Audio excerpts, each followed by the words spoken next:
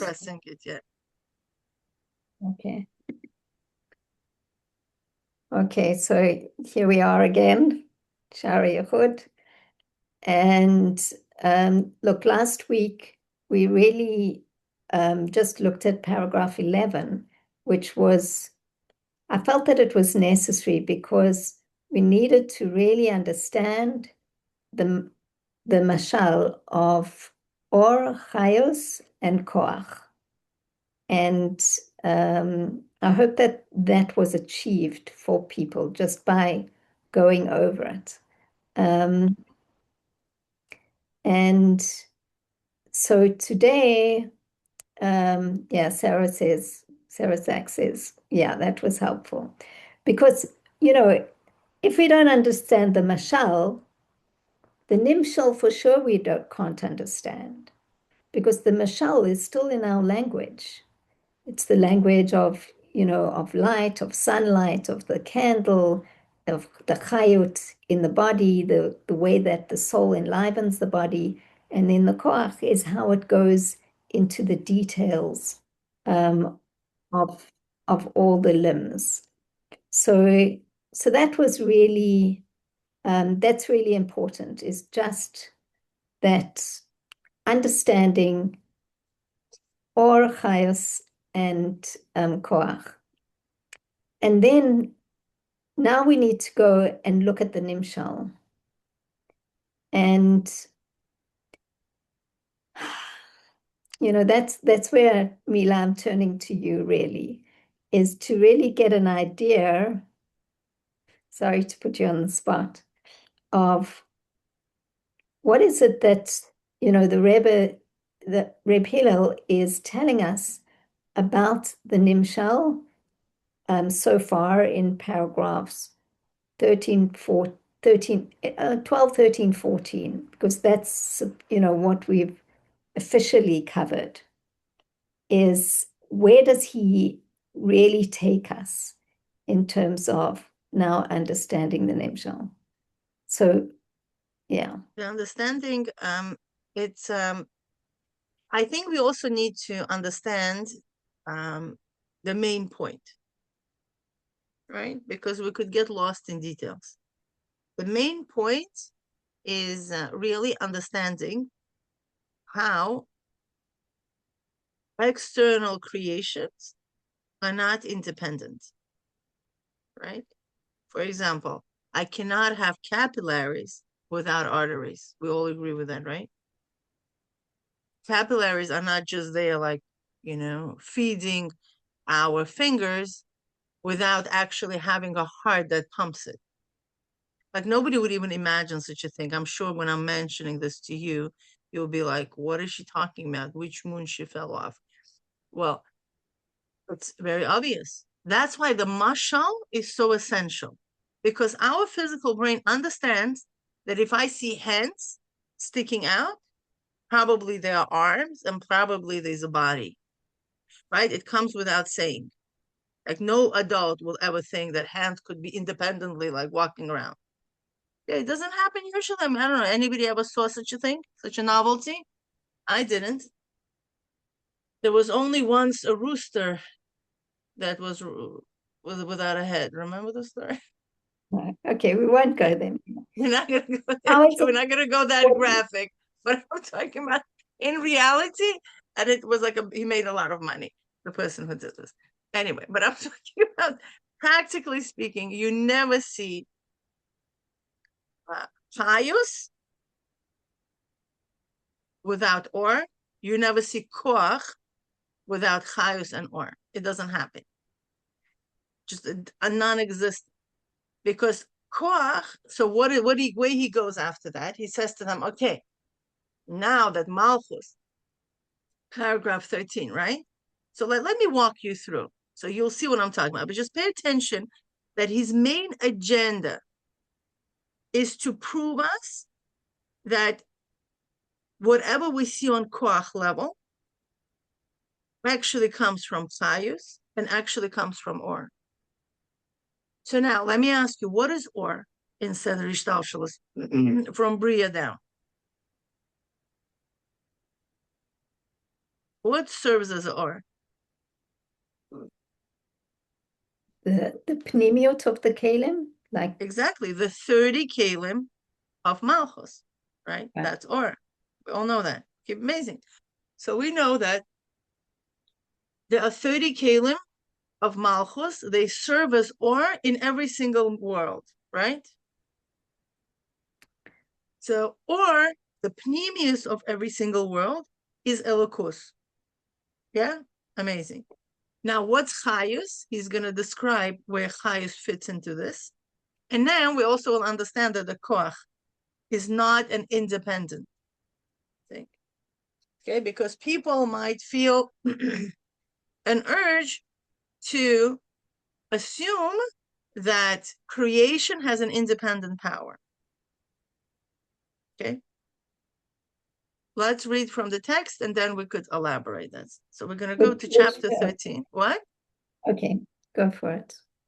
Yeah, so we're going to go to chapter 13. We're going to read it and paragraph 13. Paragraph 13, yes. Soon we're going to be to chapter 13 too. Okay, paragraph 13.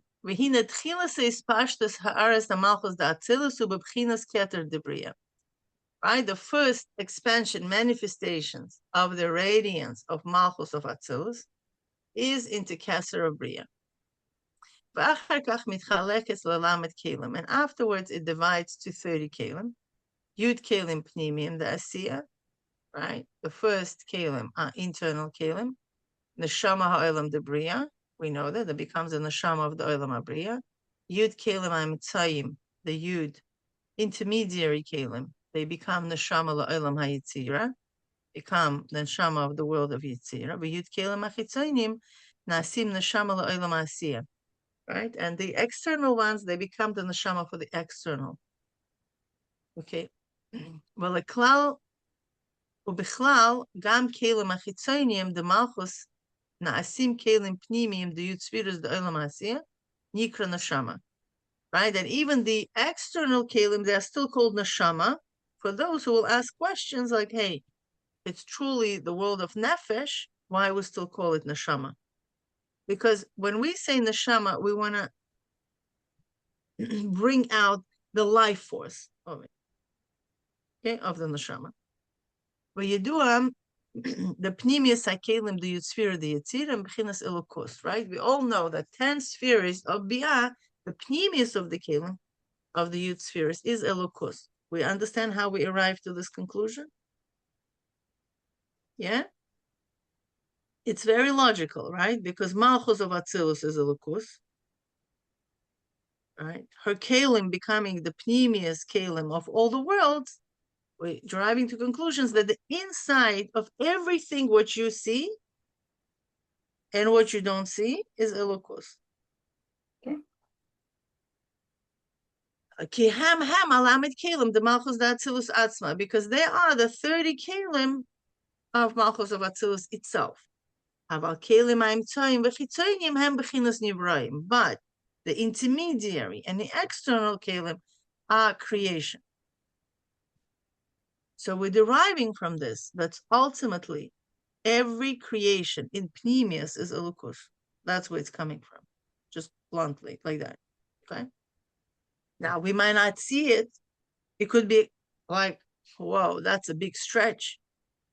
Yeah, when you see a Hamas, when you see whatever evil in the world, Iran, and all these people, and I'm sure we've interacted with some evil people, evil things, evil experiences, and you're like, wait a second, where's God here? Right? It's like a big stretch to say it like pneumius of it is Elokus, but it's a fact. That's just what it is. Like it's a fact. It's on Emunah level we're really taking it, right? There are some things it's incomprehensible how they Elokus, but on Emunah level we take it that's just what it is. Okay, and when we do enough hisbonenus, we actually will be able to uncover that how it is Elokus. Right now it's on the Emunah. Okay, v'hina b'chinas hitzonius hakelim the yud spheres. Right? And the aspect of the external kalim now, okay? Let's just shift from like external kelim, right, of the youth spheres. Hema malachim nikroim evarim de Shechina. These are the malachim. Again, it's in the world of Bria. They are called the limbs of Shechina. For example, Kliya hachitzon de Chesed de Bria, the external keli of Chesed of Bria. U'b'chinas Malach Michael is an aspect of Malach Michael. Shu makor klali de Ava. This is the general source for love. Shimimena nimshach ribur pirtei Ava. Okay, that from it is being manifested many details pertaining to the energy of love. Machana Michael Kuf Pei Elef, like as it says that the camp of Michael is 180,000. Okay, angels. That's a lot. And each one of them has sub and tararara. Okay. V'chein al derech zeh kli hachitzon the Gevura, and the external keli of the Gevura. Shu b'chinas Malach Gavriel. This is the aspect of Malach Gavriel. Hu makor klali liyira. This is the general source for Yira. That's from it is being drawn down many details of the fear. Energy is more restrictive energy, okay, than Ava. Okay, wow. That sounds like impressive, right? These two general energies, Michael and Gabriel. Umalachim elo haklolim nikra b'shem koach, and these malachim in generally are called with the name koach. Al Shem, why are they called koach? Al Shem shekol echad ve'echad hu koach umakor klali l'ribu pirti hamisavim memena. They're called koach. Why? Because each one is a general koach and source from which many particulars branch out. Ach afal pikei nikra kol echad koach prati, but nevertheless, each one of them are called a particular koach. לגבי כוח הכללי שהוא בחינת התלבשות המלכות דאצילוס, בחינת כתר דבריאה. Okay, they are in comparison to the malchus of Atzilus considered to be a particular koach. You see what he's saying? In relationship to the creation, below them, they are general koach. But in relationship to malchus, it's a particular koach. Does that make sense?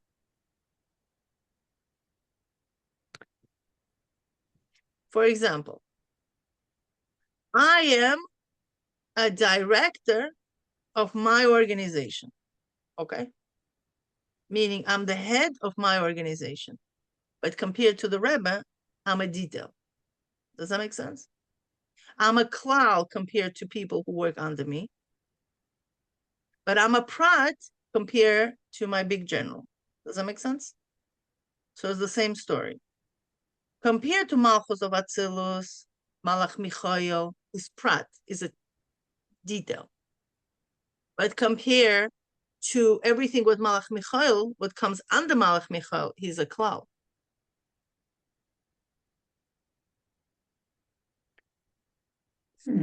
I would have almost thought it's the other way around. But it's interesting. Yeah, why he says over here. These general malachim are called koach because each one is a general koach and source from which many particular branch out. Okay. Still, each one of them is only a particular koach, is a detailed koach, right? Relative to the general koach, the enclosement of malchut of Atzilus in Keser Bria. Okay. V'nikra koach. Kol hakochos kulam kamavur b'shulchan aruch, right? Shezeu hakavana b'shem Elokim, right? Why is it? Why Malchus of Atzilus, right, is called the power of all powers, as explained in Shulchan Aruch or Chaim, and this is the intention one should have when using the name Elokim. It's a power of all powers. What I didn't understand there is, I'm very stuck on the idea of when it says koach, it's talking about the category of koach. It would seem to me that Malchus of Atzilus, in cases of Bria, is or, not koach. So now why are we You're right. saying or? But, okay, beautiful. Excellent. Why he still calls it koach? Because compared to the Atzmos, it's a big descent. Because Malchus of Atzilus is way after Tzimtzum Rishon. Okay, Malchus of Atzilus, it's already a creative power. So in the relationship to Atzmos, Atzmos is Or, okay? The world of Atzilus is Chayus, and the Malchus of Atzilus is already a particular koach to create. But we're going to zoom in now into koach, into Malchus. Now the Malchus becomes the general koach, will eventually serve as light, and then intermediary keli will be, it's like you see this in creation all the time. If you look at like a leaf, right? You look at the tree, okay? The tree, and then there's a branch.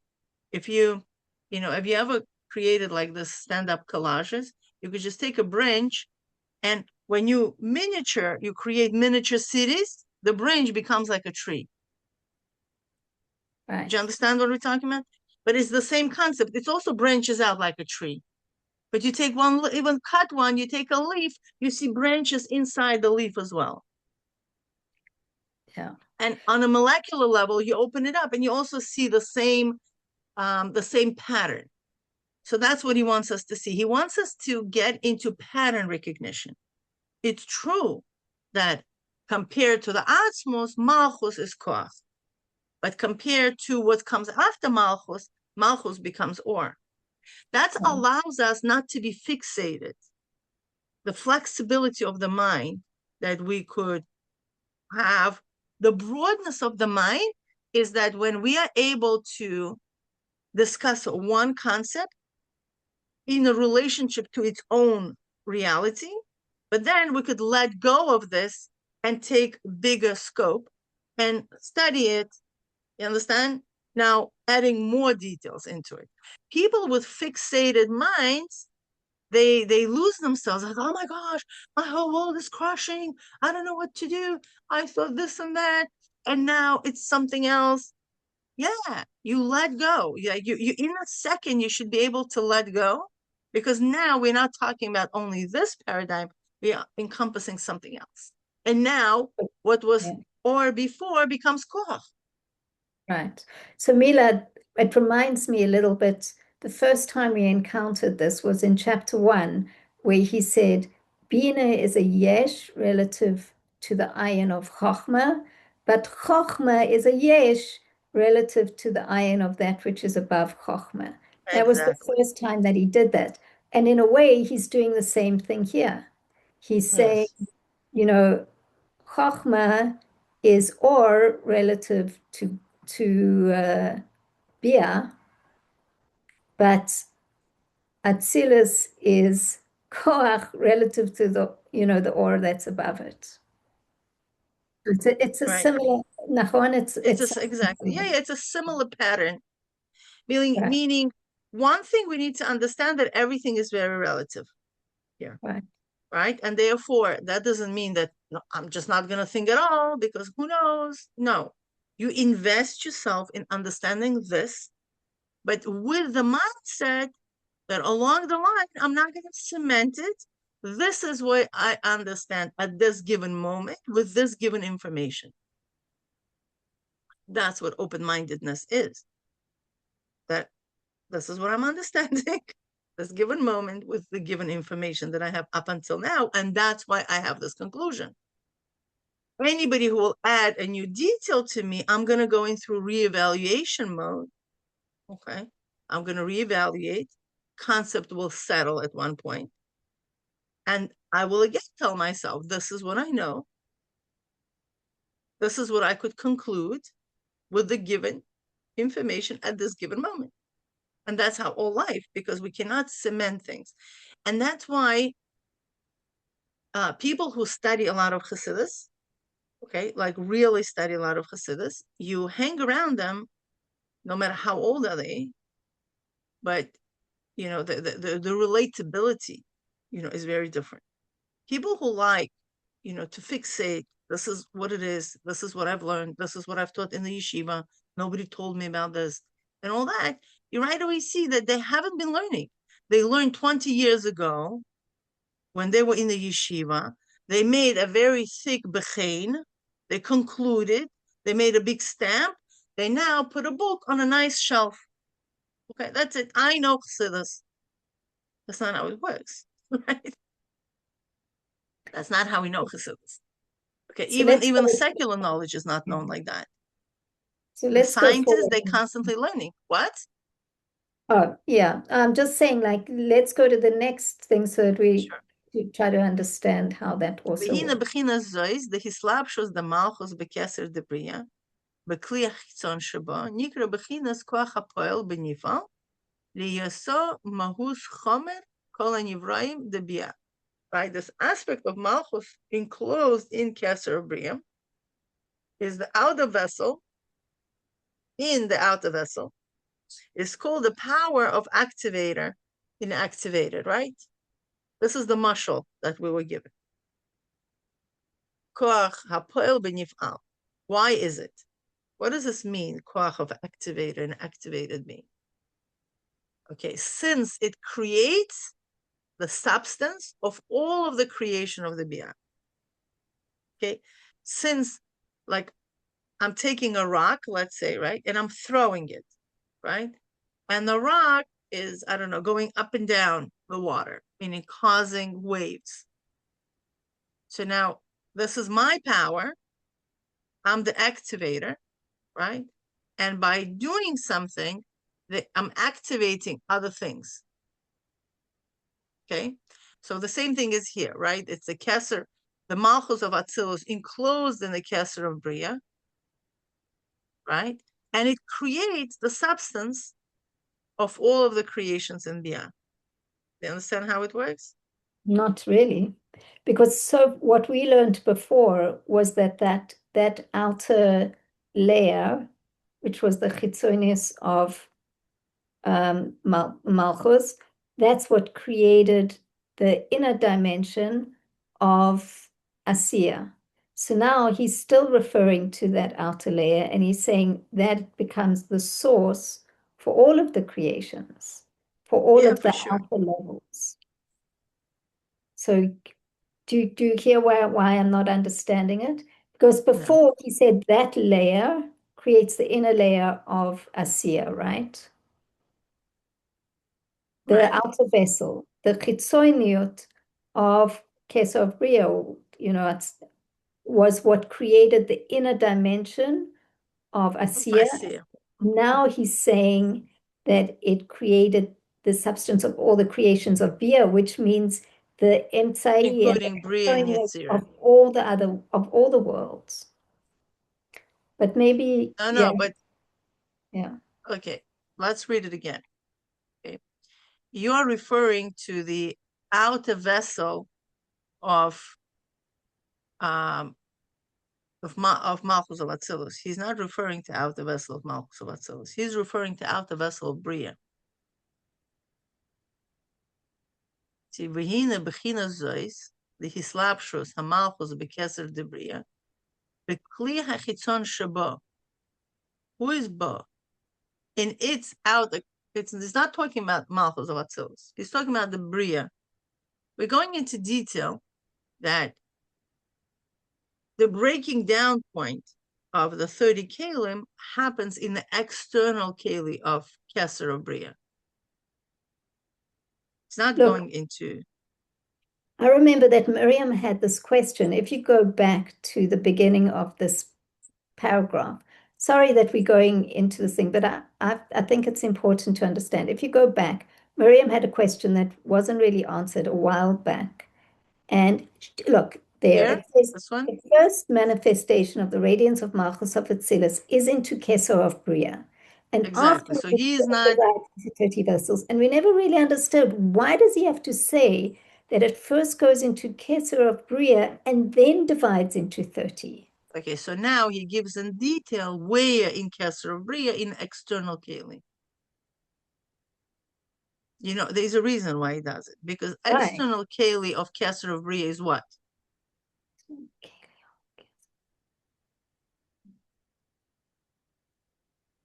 What's the external keli of any keser? Remember, we did two Oh. levels of keser. No, chapter 1. Oh. Keser divides into two. It's ratzon. Pnimis keser and chitzonius keser.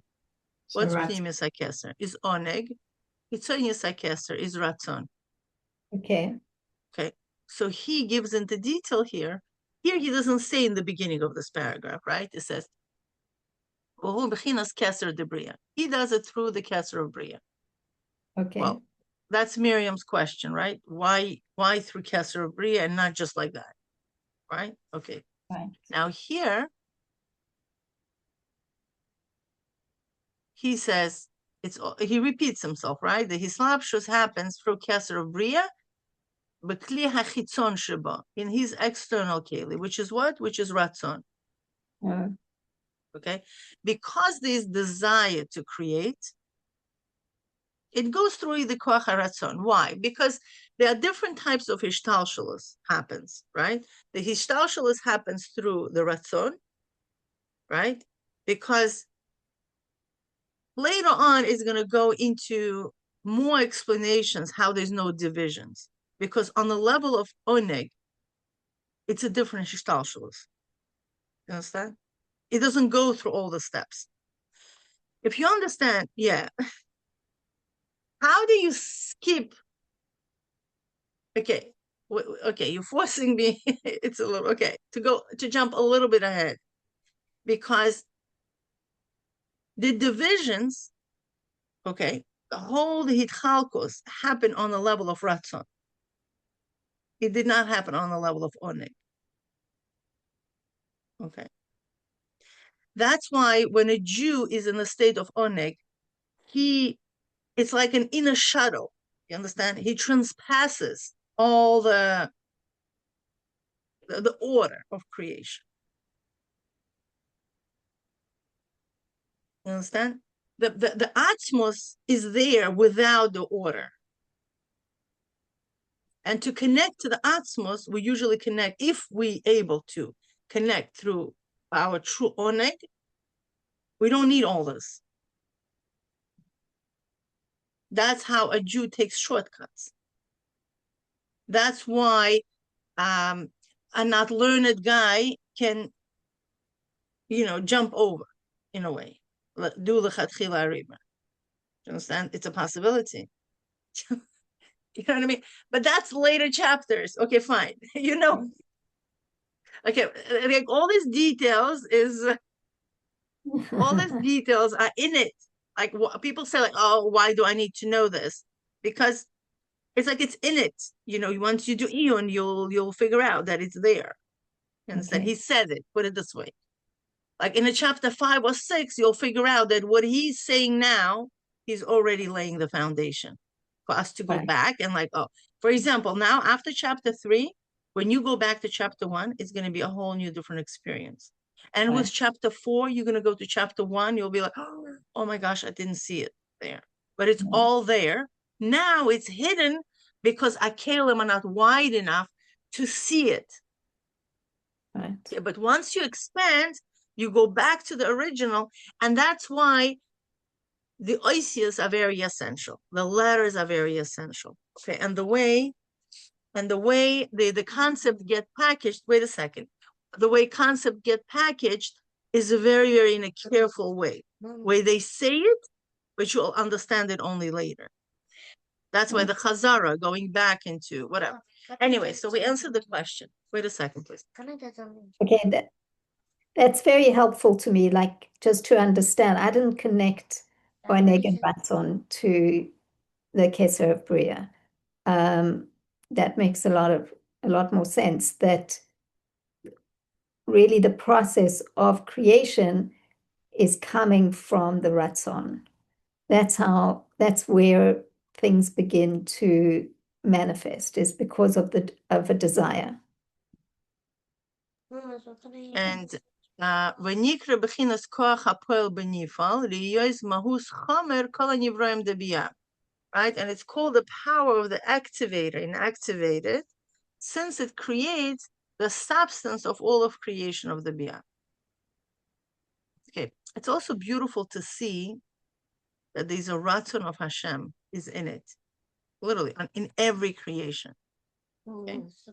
V'chein in Yivroim Gashmim Sheba'olam Ha'asiyah. And it's this following the same system. Okay, in the physical creations, in the world of Asiyah. Hagashmi, right, in the physical Asiyah. Kulam yisavu mekuach ha'poel eloki shu'or ha'malchus da'atzilus ha'melubash b'keser d'bria. All of them. All these creations come into being from the divine koach ha'poel, right, which is the light of Malchus of Atzilus enclosed in Keser Bria. This is like, I don't know, but every time I read this, it just something happens to my brain. It's like, you know. Okay, v'agam shemuvor lemala the kli hachitzon. And although we explained before that the outer vessel, right, that it's done, the outer vessel, shehu b'chinas nivra, that it's the level of nivra, v'lo yachol mimenu yishavos mi'ayin liyesh. Right, so we say like kli hachitzon is the creation being. How can we say that it creates? It's created being. How can created being, how can Malach Michael create? It doesn't say bore, it's called Hisavos. Hisavos is produce in a way. Mi'ayin liyesh. How could it be? Well, it's not mi'ayin liyesh, right? Why? Because Malach Michael is already yesh. Mi'ayin liyesh only Malchus of Atzilus could do, but Malach Michael is already yesh. Because Mokal or HaMalchus da Atzilus HaMulash B'hoshu B'chinas Elukut Po'el Al Yada K'garzan B'yada Chaytzev. Right, but we cannot say that Malach Michael has an independent power. No, it's the Malchus of Atzilus that's enclosed in it. Is the aspect of Elokus, and it activates through it like an axe in the hands of the wood chopper. So an axe doesn't have its absolute independence whatsoever. Okay, doesn't have any independence. So it's like, okay, I'm taking this, toothpick, and I'm picking. What toothpick is? Nothing. Me is me. I have my desire. I have my oneg in doing this pa'ula. So I'm using the toothpick as a tool through which I do what I want. Right? So the same thing is Hashem. Hashem is Elokus, obviously, right? And he chose this particular system through which he's going to create this Malach Michal, and through which he's going to express his love in the world. But who is Malach Michal? It's a toothpick. It's not, my toothpick cannot just pick up itself and start cleaning my teeth. Right? You were saying, look, is it because on the inner dimension there's Elokus? Yeah. So it includes itself in some sense in the external. And not only encloses itself, it creates itself. There is no an entity called Malach Michael as a Kli. And it's like a body, let's say, right? There's no like a body of Malach Michael laying somewhere. And then Malchus of Atzilus just channels its chayus and enlivens this guy. And now he runs around doing chesed. You understand? It's not like that. Because by sustaining, it first creates and sustains. Understand? Like there is no, like with a soul, remember that's why the soul was not a good example. Why? Because the soul doesn't create the body. Yeah, it's like a cup. The soul fills the cup, the body, and makes it alive. Imagine, I don't know, in 5 years, technology are gonna create something that is a cup, and you put something in the cup, and the cup will start talking. I don't know. It's a possibility, right? Why not? Okay, so now the cup is a separate entity from the content of the cup. But that's not like that's with Malchus of Atzilus. That's why it's like this profound, like Malchus of Atzilus creates the Kli and fills it in at the same time. Okay. There was nothing, that's why it's called Mi'ayin Layesh. Because from Malchus of Atzilus, there's nothing there. That's it. It ends. There's nothing beyond Malchus of Atzilus. It's emptiness, void. Malchus of Atzilus pierces through the Keser of Bria, and that's where the whole creation becomes. Make sense? So it's fascinating because anything that you hold in your hand, right, is literally being created at that given second through Malchus of Atzilus. It's a profound thing. Like with this thought, you could be just walking around like, yeah, oh my gosh, anything that you touch, anybody that you interact, it's literally live Elokus. It's a live godly energy that's constantly being recreated through the speech of Hashem. It's all live. That's why it's called Divrei Elokim Chaim. Chassidus referred to the word of a living God, because what Chassidus ultimately does is to show you how it's not just a chance, it's not just a system that was created and just being sustained. It's living with it's pulsating the whole of creation. Yeah. Okay. So just to say, and that we are revealing that these next few sentences were missing for anybody that printed it out. And we discovered that and put it back in. So there was something here in, for those who are watching closely, there's something that we're adding a little bit here now in the end of chapter 13.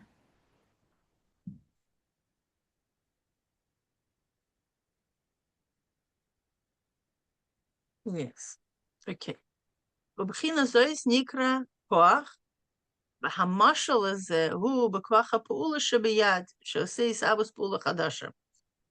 So now, this level that we are discussing right now is the level of power, of kוח, right? And the analogy for it is the power in my hand, right? Power of movement in my hand. Okay? רק שאף על פי כן אין דמיון ביניהם, right? But truly, they are not in comparison. Thank you. You just say one thing, and then the next thing you say, well, then it's not really good mashal. Why? Because below, in the power of movement in my hand, the hishavus is from yesh liyesh. Okay, but only what will change is the form. Yeah, for example, like I have hands and I have my will and I have a whole system there, right? And I do like this. Up. Yeah, I mean, you see my hands? And let's say I want to move this way, I want to move that way, I want to move this way, right? By me, by my power of movement, right? It just moves my hand. But it's yesh mi yesh, meaning my hand is yesh, right? And I am yesh, and my desires are yesh. And I move my hand as I desire. Okay? So now that, it's not how it is in Elokus fully. Why? Aval the mala be'Elokus isavas hu mi ayin liyesh. Right? In Elokus, it's from ayin liyesh. Yimtza shekol mahus hanivrahim hem isavus chadasha legamri. Therefore, the entire essence of created beings is an entirely new existence. Understand? Meaning every split second is a whole new gestalshelus. We don't see it because it happens so fast. So imagine the whole entire world retracts itself back into nothing and then comes out. Retracts itself into nothing and it comes out as a new. Now, when I move my hand doesn't retract into something and then comes out again. I mean, that would be very spooky. Okay, every time I would want to move, I don't know if I would ever want to move after the first two experiences, right? But in reality, that's what happens in Elokus. Okay, in Elokus, the whole world goes into Ratzon, becomes complete nothing, and then there's a new Ratzon comes out, a new desire of Hashem for this world to create, and everything opens up again. Okay, you could take a balloon. You have a balloon? You could do this. You blow a balloon. That's the exhale. That's where the whole world is in its fullest expression. And then you suck it in. Okay, and the whole world retracts into nothingness. And then Hashem breathes in the chayus again. It's again created. And it goes back in. Now, don't ask me why Hashem did this. Okay? I don't have an answer. He Look, was very bored. What it means in a certain way is that in our kind of lower level of consciousness or vibration, we tend to respond to the world as being solid and fixed. And we don't see how change is possible or how miracles are possible. Amazing, yes. So when there's the world is constantly, there's a Rotzo and Shuv where it's going back into the ayin and being recreated in every moment. That is what I understand. That's the place, two things. That's the place of miracles where you can, like go in between the ayin and the yesh and break nature in a sense. And also there's quite a lot of discussion about healing from very difficult diseases. Like if you can get in to that place of ayin, and you can stop the disease from spreading on a cellular level. And that's what they talk about when people have spontaneous remission from cancers and things like that. It's really what my understanding is, it's coming from this place where they were able to get into the ayin and stop the reproduction of sick cells, because what they describe is that the cell wants to be healthy, but it's an unhealthy cell is reproducing another unhealthy cell and another unhealthy cell. But if you can break the pattern, then it will naturally actually produce a healthy cell. And this is something that's been spoken about in alternative medicine for years, and people are doing it. It's just not using this language. That's how for me, that's a kind of an application or an understanding of what this works. It's a very small. Exactly. Nothing is fixated. That's what it is. Nothing is fixated. Not fixed. Not fixed. Yeah. But we have to, our consciousness almost has to be at the place of yesh mi'ayin, also has to be flexible in order to resonate at this level. And then we work, in different ways than when we are fixed and solid and limited. Okay. End of. No, 100%. This is beautiful because that's exactly what it is. And people sometimes say, like, why do I need this? What do you mean, why do you need this? This is what you need. That's where the change can happen. Because when you understand the process, how Hashem creates, okay, and how you can be in the system, okay, and at the same time change the system, okay, and at the same time do a shortcut. And Chassidus basically maps out a true reality, how things truly work, because we could work on the level of koach. You know how many lives we need to change anything on that level? But if we could retract ourselves to the level of chayus and even higher to the level of or. There, the change, and then it comes out how you want it to come out. Yeah, it's like it's phenomenal. Yeah. Let's read till the end. Now, this is very important because this whole power that we are talking about, it's the essential power. It's the power of the essence. Because he's the only one who could do everything. To be yesh mi'ayin ve'efes, amuchlat, and being complete, absolute nothingness. Beli emsa klal, without any intermediary at all. He doesn't need intermediary. Why do you think it's important for him to answer this question? Remember the philosophers?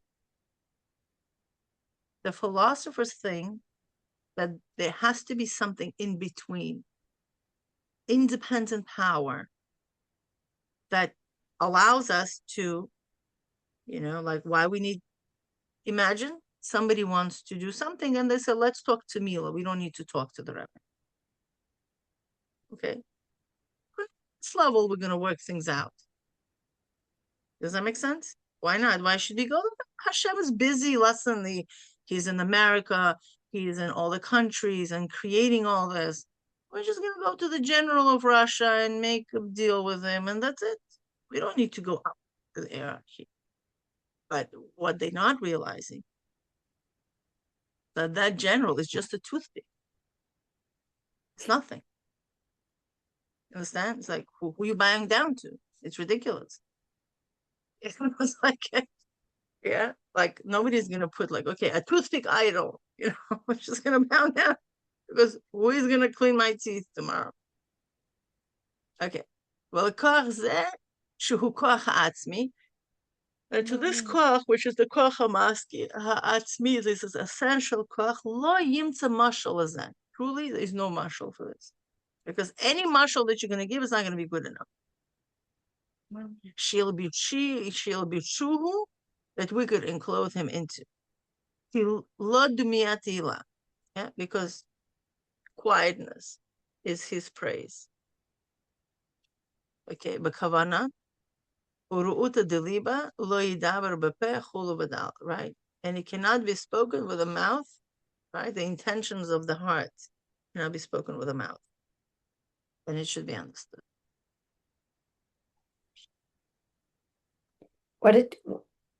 Mila, it sounds very poetic that. It is, yeah. I think it's well translated in the English. Because he wants, why they make sometimes Chassidus poetic? We should buy for everybody. No, just buy what you need. Okay, so I'll buy a muffin. Mm-hmm. Because truly it's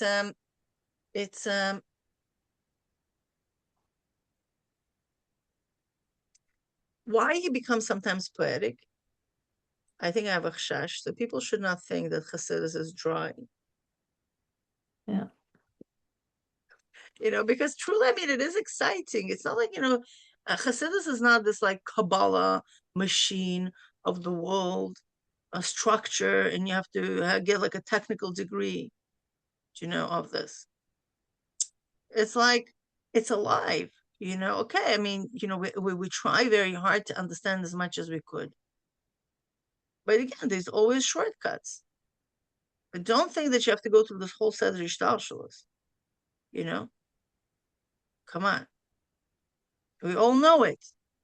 Okay. Imagine, this big, huge factory and you want to make an appointment with a director. You have to go through the whole set of Ishtalshalos. You can't just like pop into director. If you are a son of the director, you don't even need to go to ask a permission from a secretary. Just go right in. Right? We know this. There's absolutely no sane father who will not let his son to come into his office and will make him go through the whole set of Ishtalshalos. Doesn't exist.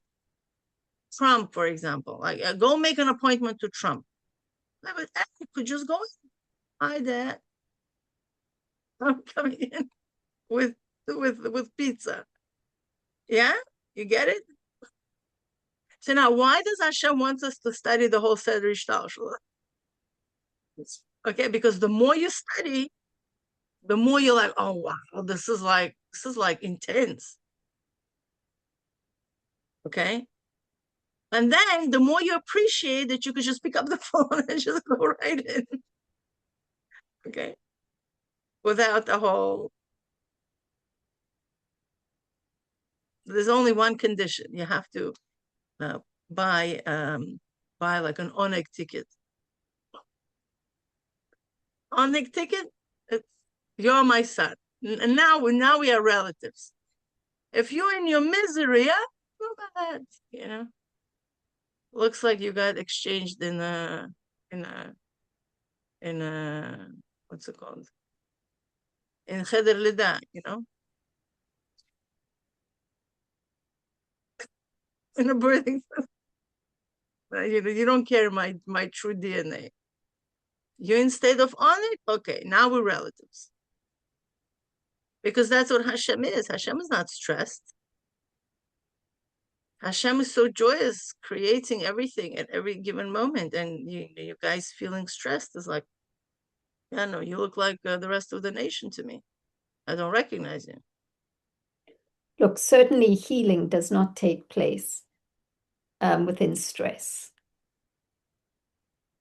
If any, stress causes the opposite of healing. Right. Again, so that's, we're going back to the river of change, right? Yeah. There's an energy of creation. Creation doesn't happen. It's like, oh my gosh. Anybody who is in a state of creation is, it's not in a state of survival. Yeah.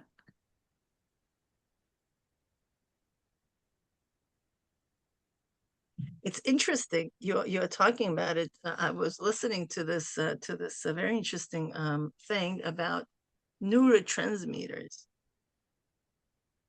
The guy was talking about this whole healing thing and so on and so forth. The phenomena where people could just have these fast remissions, and he was blaming it on neurotransmitters. That I guess, if you look at it, it's neurotransmitters, right? What is it? It was describing the concept that very similar, that you could skip the whole Seder Hishtalshalos of healing. That they transmit in seconds certain properties. It's not even Gashmisdik a thing. It's a certain information that cells readjust themselves in a split seconds. And, the sugars drop and crazy things happen, in healing. And the whole DNA realigns itself and all that. It's phenomenal. It's like, wow. And it's scientifically, it's in science. And it's amazing where I think we reached the point where the science is really proving what's been written in Torah all along, that it truly takes just one shift for a change. And sometimes we think like, oh my gosh, I have to go through this whole Seder Shtalshalos. No, you don't. If you want to, you have a choice to go through the Seder Shtalshalos. Yeah. But knowing that Hashem meets you in the middle, it's not like. Right. Do you want to continue with chapter 14, since technically this was all stuff that we should already know? Yeah, I think we have some kind of questions here. If we uncover the Elokus in evil and uncover it, it will no longer appear as evil.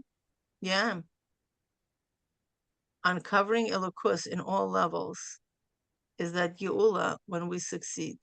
Uncovering is that Geula when we succeed. Uncovering Elokus for sure. Then there's no need for hiding.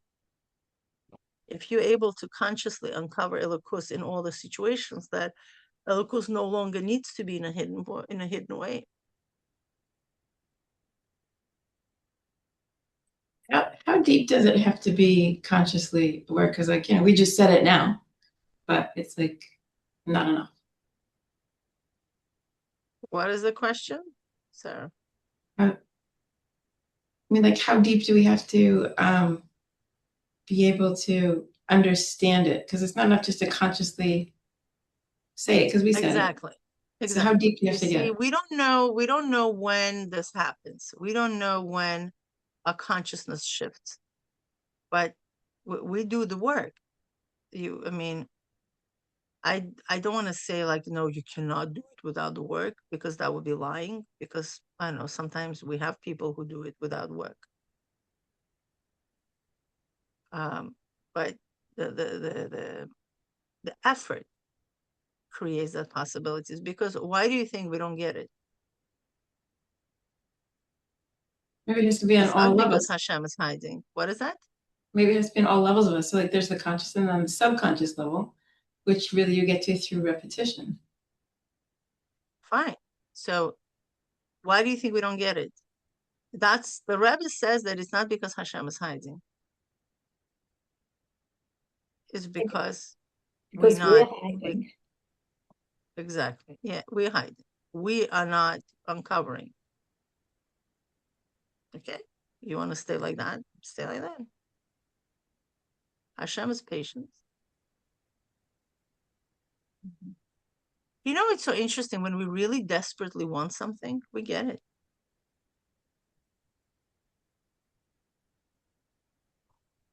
I have a question. Yeah. Okay, so of the two ways to reach that place of healing, the etzem and nefesh that Nuria is speaking about, maybe we could say one is you sit in a workshop with what's his name, what's the guy that does all the healing work, Ray. What I forget what his name is. What's his name that does all that work? Which work? Okay. Joe Dispenza? There's so many of The- them. The healing work that we've been talking about a lot. Okay. Joe Dispenza. You can either sit in a workshop and you go to places and you do the practical, trying to erase the old mindset, et cetera, whatever they do there.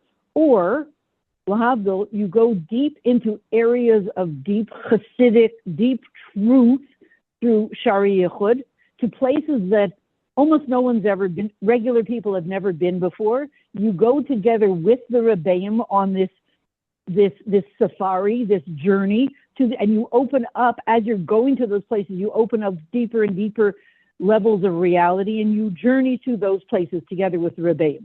So there are those two, right? So there are two methodologies, lahavdil, to creating healing or creating wealth, creating either health wealth, like wealth of your well-being, or physical wealth or emotional wealth or whatever. Okay, my question to you is, which one is the more effective one? Mila, you. Yeah, I'm not sure if I truly understand your question. Nuria, do you understand my question? Yeah, but I think you're posing the question in the way of an answer. Like, what's No, your... I don't know. No, I don't. Because one is more experiential. One is you just go to a deep place in deep Chassidus and you visit those places. And the other one is you practice. You go to Joe Dispenza and he gets you practicing back and forth again and again and again,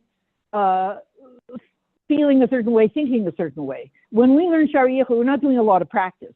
We're just going to a very distant place that you've never been to before. But it's a place where there's no struggle. You go there once, or let's say you review the material. With Joe Dispenza, lahavdil, you're doing these exercises again and again and again on a lower level. Well, I guess it depends. First of all, I've read quite a lot about him, but I've never been in one of those large events with 2,000 people and doing whatever they do, like the meditation. But when you talk about the fact that in Shari Yichud, we don't do the repetition again and again and again, well, I tend to disagree. I feel like, certainly the parts of Shari Yichud that I've learned and understand to some degree, it's because I've gone over them maybe 100 times, and I'm not exaggerating. And then something does happen. Something changes just from the year.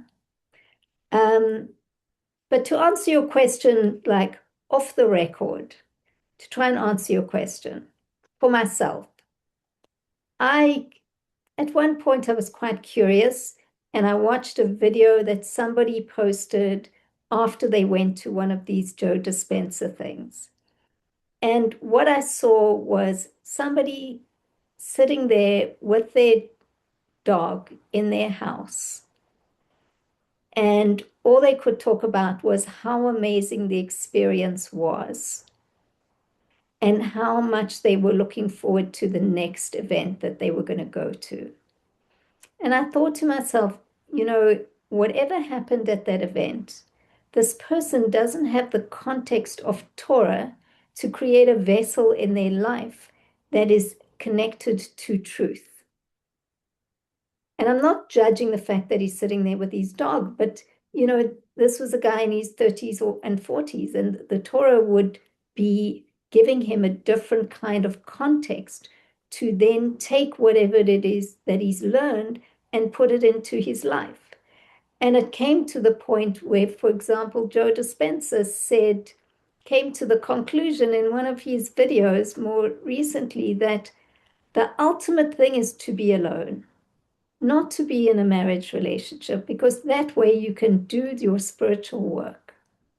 And I thought to myself, at that point, it's like, it's great, whatever it is that they did discover, and they're discovering it on a scientific level about how to go into these places of iron, because it is a science. You basically, Shai Yichud is describing to us a spiritual reality, like the laws of the spiritual world. Now, these people may be tapping into some of that, but they don't have the context of Torah to give them a full vessel to then bring that into their lives in a healthy way. And some of, they can go off and start saying, like, and maybe it's right for them because they're not Jewish. I don't know. You can advance more spiritually if you're on your own, supposedly. But actually you can't, because you need you need somebody to show you where you're not so holy and spiritual, because they're right there in your face on a day-to-day level. And as a connector, so I don't, I'm going on a little bit of a rave, and it's my own personal understanding, and so I don't know if that answers your question.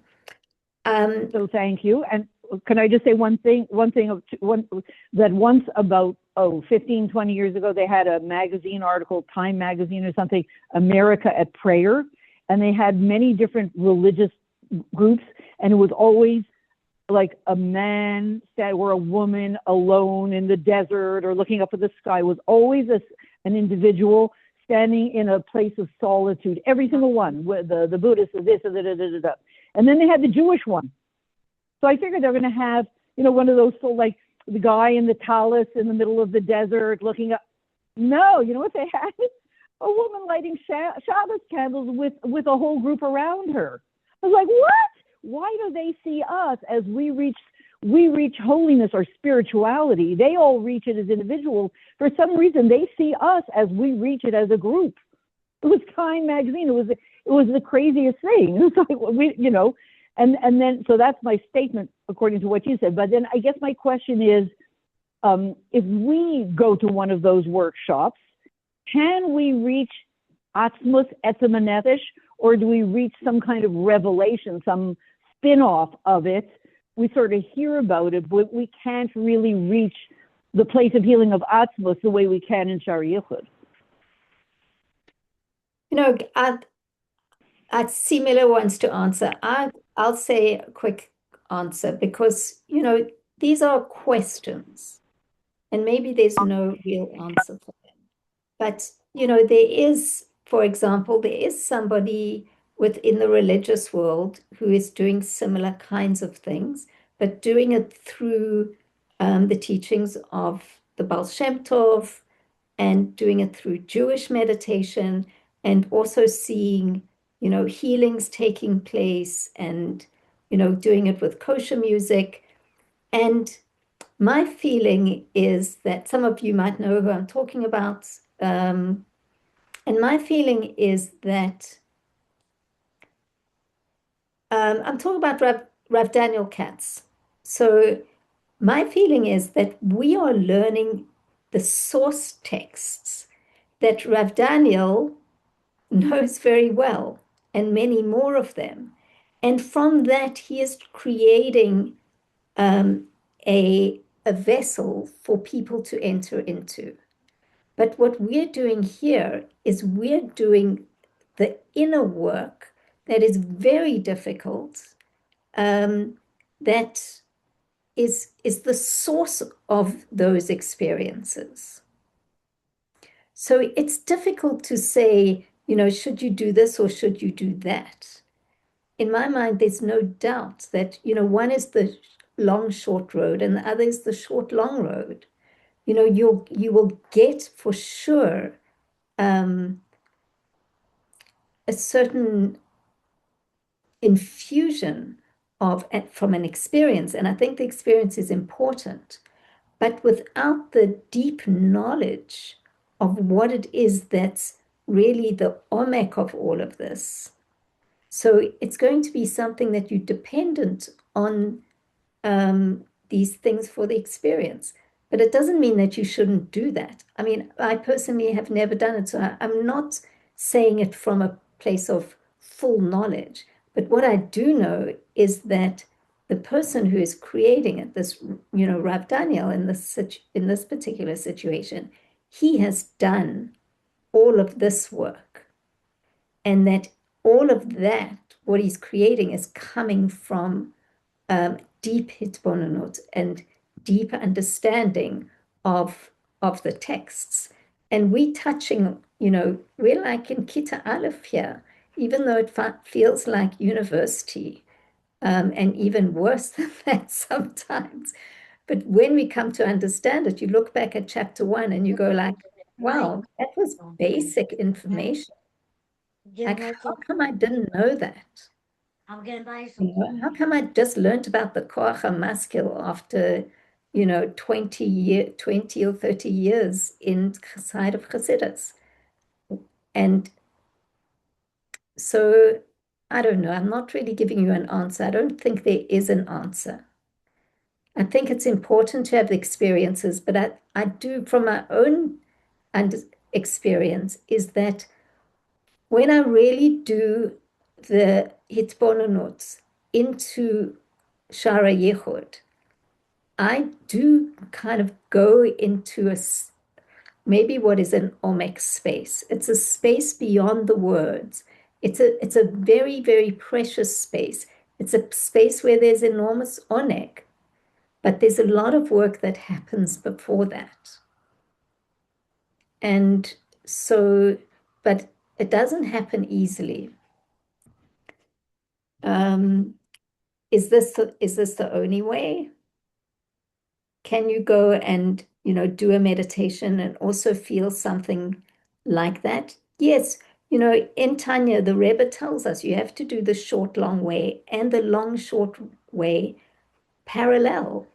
Because if you wait to have the oneg only through, this very long hisbonenus challenging process that we're involved in, you won't survive it. You do need also to go to, the short, long way. You need to go to have certain experiences and insights through other kinds of learning as well. And through, there he's talking about, thought, speech, and action. Like you need to correct your thought, speech, and action. That's the short, long way. It's not going to take you to the ultimate place, but you need to be doing that. But at the same time, you need to start the deep hitbonenut process, because that will ultimately take you to Yerushalayim. The short, long way is not going to get you to your destination.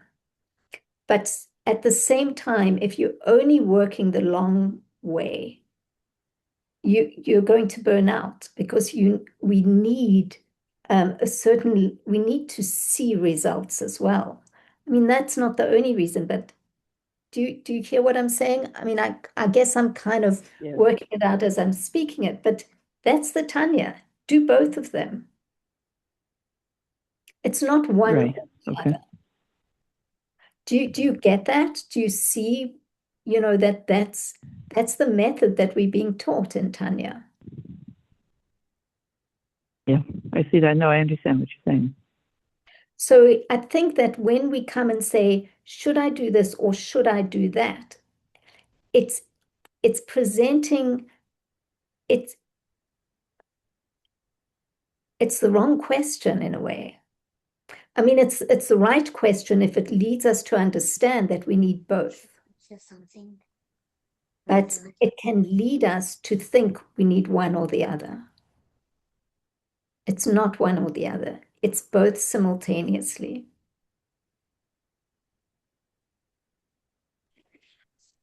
Sorry, and the last thing then, how do we know that we're safe when we go to courses run by non-Jewish people who are very successful with other non-Jewish people? Sorry, Mila, I'm not suggesting that we do that. I'll tell you, can I say something?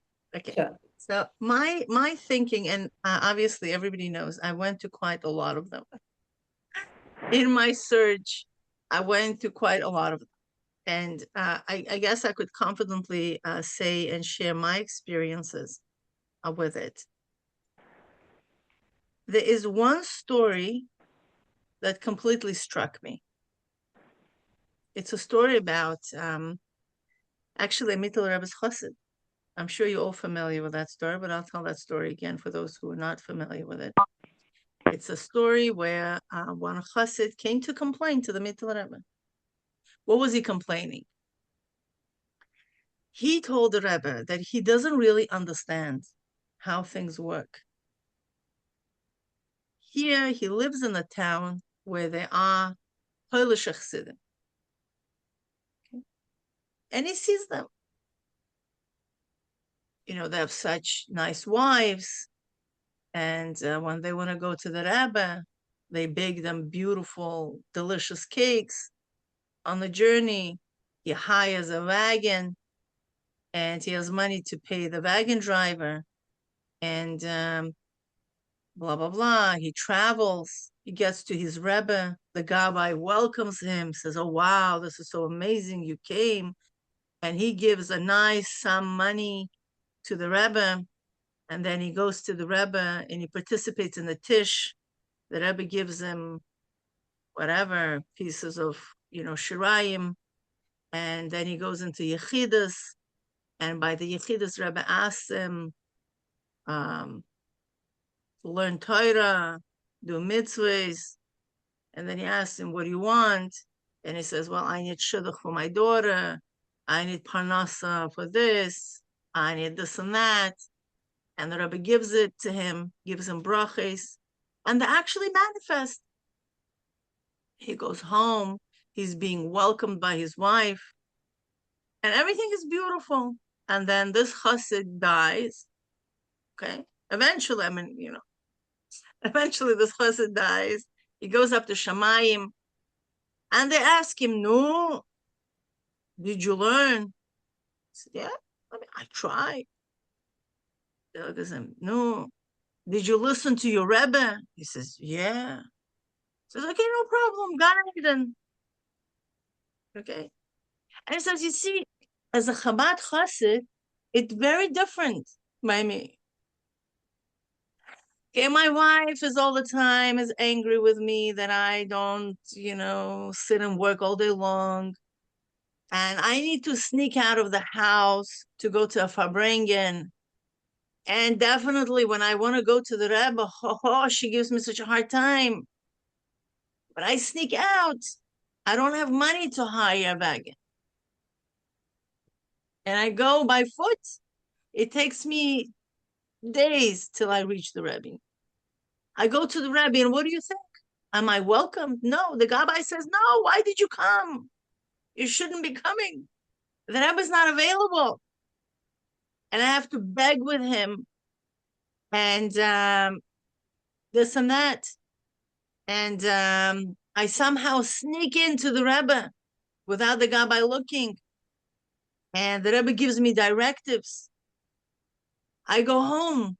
And then I remember that I totally forgot to ask for shidduch for my daughter, for Parnasa. My wife is so angry. She doesn't prepare anything for me because I didn't ask her. Meaning I didn't fulfill what she asked, a shidduch for this, a bracha for this, a parnasa for this. And what happens to me when a chassid dies? He goes up to Shemayim. They ask him, did you learn Torah? For sure, I didn't learn Torah. I didn't have time between my wife and the Rebbe and doing this and that. And they asked me, did you do what your Rebbe told you to do? Probably not. And they'll tell him, okay, go to Gehinnom. He said, you didn't do what you were supposed to do. And the Rebbe looked at this chassid who is really expressing his difficulties. And he says, and you know what? Your Gehinnom is better than the Gan Eden. And you know what? It's such an odd story. When I heard this, I was like, what? What? Does that make sense? I mean, I don't know. I'm telling the story to you. How does the story make sense? Why his Gehinnom is better than his Gan Eden? Any thoughts on that?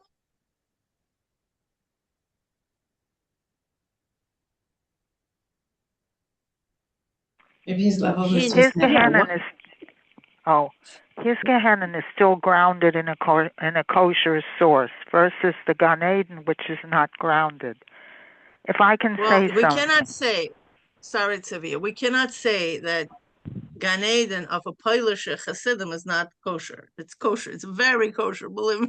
oh, it's kosher, but okay, I was thinking of something else. Okay. So tell me, what were I you was thinking? thinking of what I was going to say that I've been on and off. I should say, I shouldn't say, but I feel I should say it. At one point in my life, I had gone to a certain group, not Jewish, and did a certain practice. I was told what to do, and I did it, and I wound up, shall we say, in a space that was above and beyond. And when I finally came back to that space, to the group, and the group leader asked what had happened to me, where was I described what happened, and the group leader said, wow, people spend their whole lives trying to get that experience. And I thought to myself, if this is something that somebody spends their whole life getting, I don't want it. I've had enough. And then the group leader said, I don't think you're going to go back again there. You're too scared. And I'm thinking, I'm not scared. If you just told me that this was the upshot of it and people spend their whole lives to achieve some kind of a whatever it was that I achieved, this is not what I want to connect to. This is not where I belong. It's not true and it's not real. Maybe on a certain level to certain people, but there's more. And this experience actually set me on the road to Chassidus. So, and somebody That's asked, beautiful, but you see, I want to bring, it took me, to be honest, like a few years to understand why his Gehinnom is better than this guy's Gan Eden. I think, again, this is just my understanding, I'm sharing, because you see, Chabad requires emes. Period. Emes in a way where it is, one second, I'm speaking right now, you need to be waiting, okay? So take your time, please be waiting. Emes in a way where it's not fluff. You see, sometimes the emes doesn't look in a nice package. You know, it doesn't look nice, but the sincerity the true desire of the soul to connect to the Atmos, it's something you cannot just take away. Now, what do you want from life? You want from life brachas? You see, there is a very famous Rashi about when Bilam wanted to curse. And he said something that really struck me. Not that I like a big koch and Rashi, but something like he said something very, very profound. And he says, "B'derech she'adam rotzeh lilech molichim oto."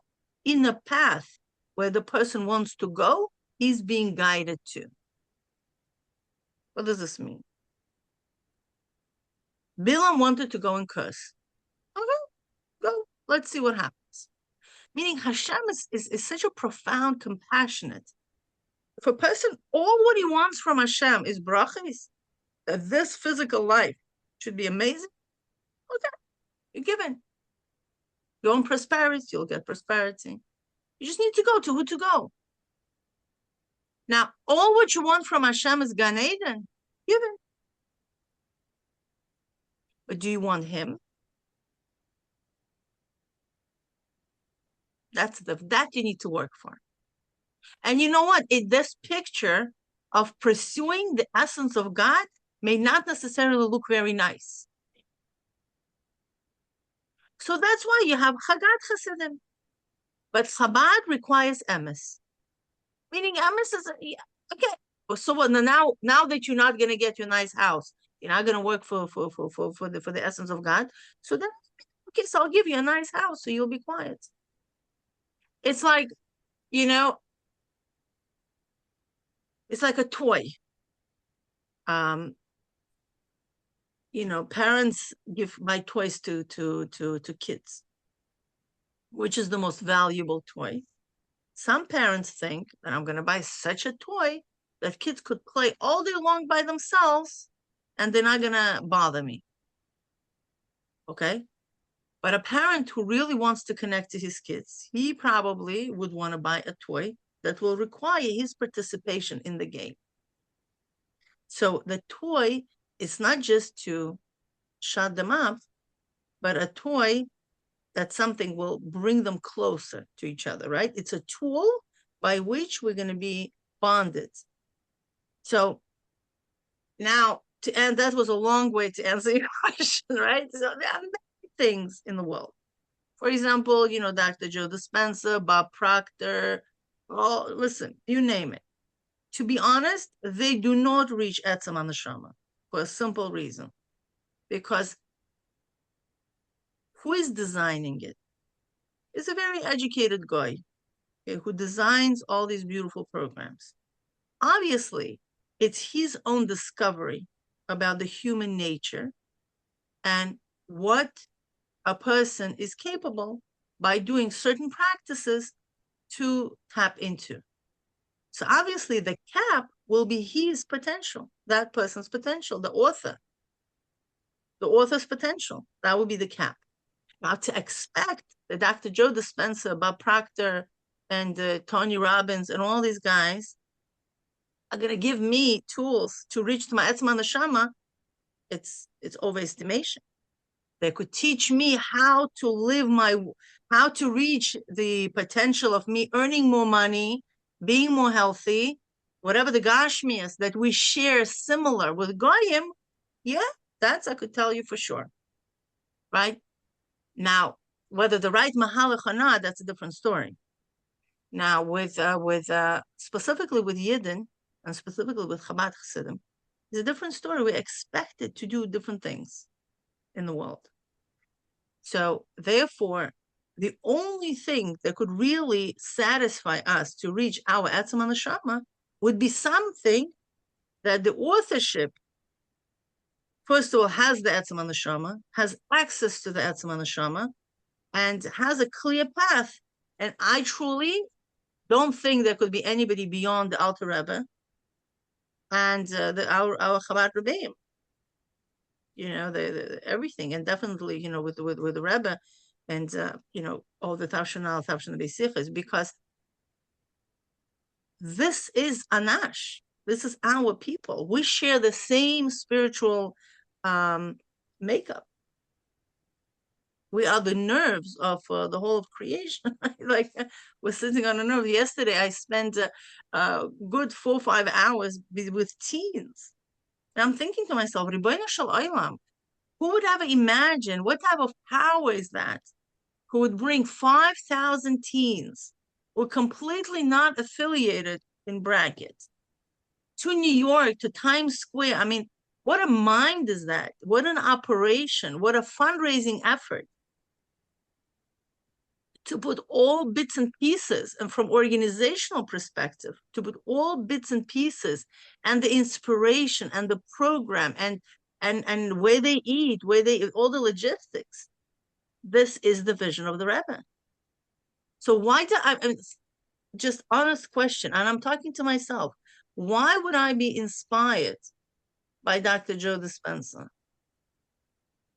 other than his basic research that will help my Nafsha Bahamas to understand certain elements? But beyond that, who is he? Does he know anything, any value of the etzem and the neshama of a Jew?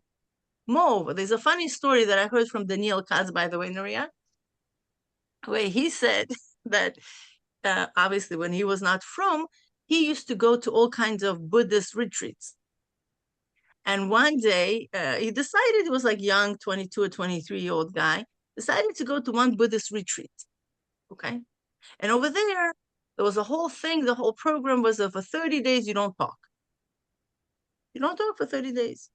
You're only allowed to talk once a week with one monk for 30 minutes to ask all your questions that you had. And it was very, very strict. Okay. So after a couple of weeks, he had a few questions to ask. So he waited patiently for his turn to talk to this monk. And he wanted just to understand what the whole point was of this whole program of not talking and so on and so forth. And whether there is a way how we can merge the spirituality that they were trying to achieve in this monastery and the physicality of the world, or we're always going to be in this, like Dr. Joe Dispenza says, like lonely state in order to reach the spiritual heights that they were aiming to reach. And that guy basically told him, no, yes, this is what we're aiming. We're aiming to go step by step, and remove ourselves from the world. And Daniel said, well, there got to be a way how we can merge both the physicality and the spirituality. And he's totally not from, okay? And the monk said, no, it's impossible. This is the way. You stay away from Gashmias. And Daniel Katz was growing frustrated. He said, no, there got to be a way. And they have been sitting and talking about it for this half hour.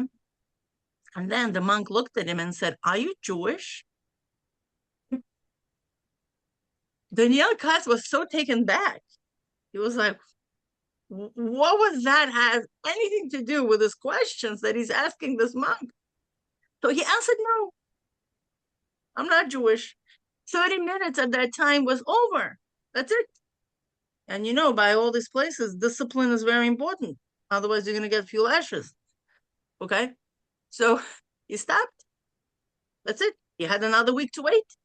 So he said that all that week, he couldn't stop thinking about this question. Are you Jewish? Are you Jewish? Are you Jewish? It's like he couldn't meditate all the week. And he also couldn't talk to anybody. So he was devastated the whole week. He couldn't wait until that half hour so he can ask his question. So here we go. That half hour came. And he runs to the monk. And he says, well, what did you make you think that I'm Jewish? So the monk said, so you are Jewish? And he said, yes, I am. And I'm sorry for not admitting it to the first time. But like, what was that about my question that make you think that I'm Jewish? So the monk said, you see, we have two types of people coming to our resorts like this. It says one type of people that they're just not capable. They're not capable. They don't have the mind. They don't have the patience. They don't have the intelligence. They don't have the capacity to really sit and meditate for hours and not talk and do all the spiritual work that they were doing in that monastery. But then we also have another type of people who come in. These are people who have the capacity, but they always ask that question about merging the physical with spiritual. And I happen to notice that they're all Jewish. Okay? He got his answer. That was a starting point for him to really discover Yiddishkeit. And I'm thinking to myself from another perspective, like, wow, Hashem had to go to this, not to go, Hashem is in that monastery. You understand? Making sure to return back the Jewish kids. So, a long story short. We see even monks, they realize we ask different questions. Even if we're not from, Jews are different. We are spiritually, psychologically, physically different from Goyim. And I don't think there's ever a Goy who can really teach us how we can tap into our etzem anashama other than asking, are you Jewish? So all of a sudden it wakes us up and we realize, what am I doing here? I am Jewish. I should be somewhere else. So that's it. This is my... Just to tie it back, interesting, it's a beautiful story, Mila. I just wanted to say, by the way, Sarah Tova, I was not suggesting when I said you need two parallel lines, that the one parallel place you need to go is to Joe Dispenza and other places. I was just saying that, like learning Be'iyun, like we're doing, hopefully doing, not in the class, but between classes, that's one way. And then you have to find things in Judaism that are feeding you in the short term as well. I'm not suggesting that it was Joe Dispenza, that was the other line. But to speak also, just to bring it back to the text, where Mila was saying that we were talking about the chitzoniot of the Keter of Bria being Ratzon. So what happens in Buddhism, from what I understand from a distance, is that they are trying to shut down their Ratzon, because the Ratzon is what creates so many problems. So in their meditation, they're really quietening down the Ratzon. And in Judaism, as Jews, we're doing completely the opposite. We have such a big vessel. We have so much desire, so much Ratzon, because that's where creation comes from. That's what it was saying in the text. From the Ratzon, then comes creation. That's the place where you start to create. And so as Jews, we're not trying to dumb it down. We're trying to channel it in the right way. So you see that many secular Jews, they have a very big vessel, and they'll go and they'll channel it into all kinds of incredible creations or businesses, scientific creations. We see how many Nobel Prize winners are Jewish, because we have this enormous desire to create. And within Torah, we take that Ratzon and we channel it, in a particular way as well. But we're not. So what I'm trying to say is that sometimes there's a place where we meet and there's a place where we part. We can learn from many things, but ultimately the Torah is our way. And when we find ourselves in deep Torah, then we can go, as Mila is suggesting, much deeper than any other source can take us. Anyway, could we say that? Sorry, could we say? Can I say one thing? Sure. Could we say that the rest of the world comes, from the world of 10, the world of creations. In the world of creation and 10, it's like the two ways of serving Hashem. I was created, of course, to serve my maker, or the higher way, I was not created other than to serve my maker. On the first level, I exist. Of course, I'm going to serve my creator. The second level, I don't exist. So it's like the level of 10 and 11. The rest of the world was created from that world of 10 of creation where like I exist. And the Chiddush is, you're really here to serve your maker. Whereas we, their basic download is I exist, but I'm going to use it to serve the divine. Our basic download, whether we're conscious of it or not, is I don't exist. So we're always going for therapy. I don't exist. The Chiddush is serving my maker, and the basic download for us is serving my maker, even if we're not conscious of it. I know there's God. Do I exist? So I think we probably operate the opposite from the rest of the world. So that's why you see, you put, somebody puts on film that never knew they were Jewish, etc. Why are they starting to cry? They suddenly come in contact with the truth in themselves that they never were conscious of. And it's like, oh my goodness, this is my basic truth. I don't know why I never knew it for 65 years or whatever. It's a guy 65 who puts on film for the first time. So it seems like there's a moment where we recognize this is our basic truth and we didn't even know it, divinity, God. And the Chiddush is, I'm bringing it down into the world, I think. So I guess what you're doing for us is giving us access. We don't have to wait to start crying when finally somebody catches us in a mitzvah, but through the Limud HaTorah we can get there, which is, Limud HaTorah is the short way. You don't have to wait for somebody to come along or you don't have to wait for somebody to put a knife to the throat. The shorter way for us is learning deep Chassidus, to getting to the truth that makes perfect sense to us in our deepest way, I guess. Right. The kunst is to then bring it down into, baking cheesecake or whatever, giving you a cheesecake. Yeah, look, what I also understand is that we started, with this kind of Torah, we're learning B'derech Prat. So, the things that we kind of accepted or say, take on faith, now we're putting them into our brain in details so that our level of faith shifts. But what was faith before is starting to become knowledge. And so this is if you're doing the work. And so the vibration, our energetic vibration should be shifting as well. Because as you change your brain, something else, everything changes. But it's a slow process. It's the long, short way. And, talking about crying, I happen to be learning this with somebody one-on-one, and she's really doing the work. She says it brings her to tears. She does Iyun and she starts crying.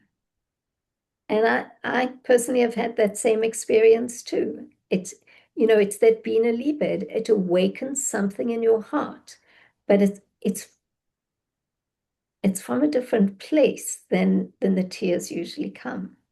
It's almost like a yearning or something. It's beyond, you can't put words to it. But yeah. Anyway, I don't know how we got into this whole discussion. I think Mila stopped us studying because it was a lot. Even though we are supposed to have known, paragraph 13 already. It's like you go back over it and you do the birur and see, certainly for me to try and understand it, it's not so easy. So even though I keep saying we're going on to paragraph 15, it looks like, we need to, redo paragraph 14 to really see that we're grasping something of it so that we can go back and do the Iyun and understand it. Otherwise, if we don't understand the Pshat, or certainly for myself, if I don't understand something about the Pshat, it's very hard to go into the next level of, the Rochav or to do the real Hitbonenut. So it is a little bit of a slow process that we're entering into here. All right. I think we, Also, in Avoda perspective, I think it's very important. What he's saying here is no longer intellectual. It should not remain intellectual, because we could really bring our consciousness. Am I looking just on the level of koach, whatever we experience in our lives, okay? Or perhaps maybe asking Hashem to guide us, see beyond that. You know, it's like, it's not just what I see. There is deeper reality. And, you know, in our davening, we should be asking we should be asking Hashem to open us, our consciousness, to see deeper things. And tefillah, that's tremendous. I will never forget when we were stuck in chapter 3 back then, about 20 years ago, and me going to daven after that to Arizal's kever, and I felt like something opened up in our learning after that. So definitely this is the goal, is really because now we have a content to ask. Now we know that Bapnimius is godliness from a map perspective. And now we are merging what we are learning with what our eyes see and asking Hashem to really open it up for us. And I'm sure all of us have some kind of challenges that we are dealing with. Where is God in those challenges? This is the ultimate question. Where is you? What's going on here? I know that the Pneumius is Elokus. Reveal this to me. You know, that's it. And that's already opens a new dimension in our relationship with Hashem. And Bezrat Hashem, with all upcoming paragraphs, we will expand more and more and more. And, you know, the experiences should be coming in already. Mommy, can you? okay. We got the, Is it possible to just say one thing? I know Sure. I'm new to the group and I didn't really, I've just been listening and I'm enjoying it very much. I just want to mention one thing that Nuri, you were saying to Saratova about the long, short way and there's a short, long way. So I was thinking to myself, maybe it doesn't have to be only in learning, because like, for instance, for me, for many years, I wasn't able to learn. I didn't have the time. I didn't have the economics for it. And I was even in Crown Heights already. And it was like just once a week, a very short experience for me. And now it's many years, Baruch Hashem, I've gotten to it because of necessity and because of revelation. But I must say that my main avodah was in Mefzoim, because I would go on my lunch hour from work. I was in Manhattan. I was on the subway. And I must say that the Mefzoim gave me a tremendous sense of spirituality. And it didn't come easily, you know, like it was really a lot of work and a lot of also, you know, controlling midos and learning how to, you know, deal with people that are strangers to me, and just, you know, experiencing things on a masa basis. And I'm just thinking that maybe possibly the short long way could be using Mefzoim in this way, you know, which is the Maisa that, and it's the Rebbe's thing also. Just like the learning is from the Rebbeim, this is also something from the Rebbe. So I just want to mention that because it really sustained me at a time when I didn't have anything else. I didn't really have a background. You know, I had my family. I'm European. My parents were survivors, but so there was some basis thing there that I got from my parents, especially my mother. The Rebbe says when you want the mayanas to become mainosecha, when you want the well springs of deep Chassidus to become yours, then you take them out to the outside. And then those well springs can become, the mayanas can become mainosecha. They can then belong to you. beautiful. Thank you for sharing, Miriam, and thanks for responding. Yeah, and just one additional thing is that I think to myself sometimes, how do I have this knowledge? You know, I've spent so little time really with this. And I think to myself, you know, Hashem must have given me a matana for all that I went through, you know, all those years doing the Mefzoim and not able to go to classes and wanting to go and yearning and just not having the ability to do it. And I really think that Hashem kind of gifted me a certain thing that on my own, I don't know if I would have ever developed it at all. Beautiful. Okay, thank you very much, everybody. Everyone, see you next week. Bezrat Hashem. Bye. Thank you. Thank you so much. Thank you.